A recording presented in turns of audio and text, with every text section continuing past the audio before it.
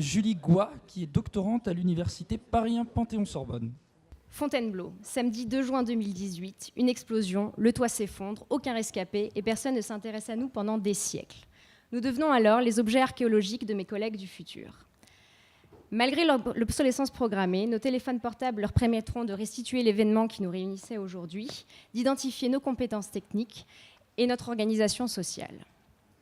Dans ma thèse, qui s'intitule « La métallurgie du cuivre au premier millénaire avant notre ère en péninsule d'Oman », j'essaie de répondre à ces questions non pas via des téléphones, mais des objets en cuivre. La péninsule d'Oman est l'entité géoculturelle qui s'organise autour des montagnes d'Al-Hadjar, extrêmement riches en minerais de cuivre. Le premier millénaire est la période qui s'étend de 1350 à 300 avant notre ère et qu'on appelle l'âge du fer.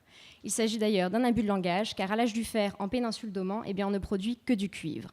La métallurgie du cuivre désigne toutes les étapes qui mènent de l'acquisition du minerai au recyclage des objets. Si nos téléphones recèlent de nombreuses données textuelles, les populations de l'âge du fer ne possèdent pas l'écriture. Du Nokia 3310 à l'iPhone 8, je suis en mesure d'identifier de nombreuses inégalités sociales au sein de notre société, ce que les vestiges archéologiques du premier millénaire ne permettent pas d'identifier.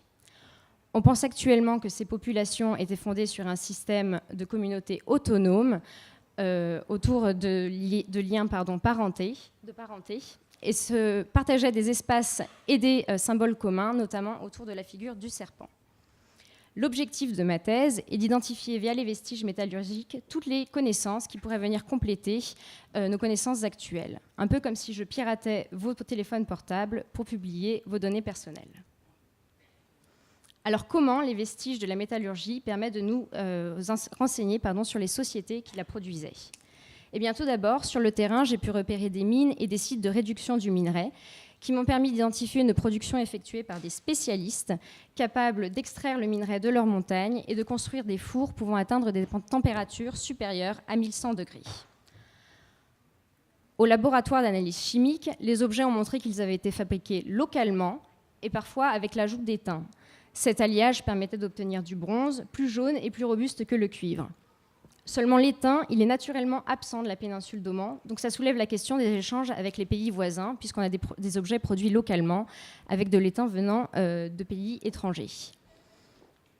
Au-delà des compétences techniques, les vestiges métallurgiques m'ont permis d'identifier de nouvelles croyances au sein des communautés de l'âge du fer.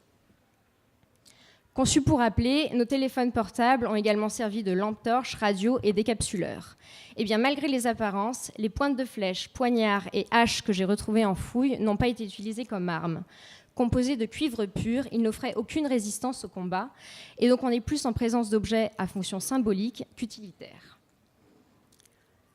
Bien que tribales, les populations de l'âge du fer ont quand même réussi à mettre en place une production métallurgique centralisée et spécialisée. Les vestiges issus de cette production étaient dédiés à des croyances encore un peu mystiques et dont les seules interprétations n'ont pour limite que notre imagination. Je vous remercie.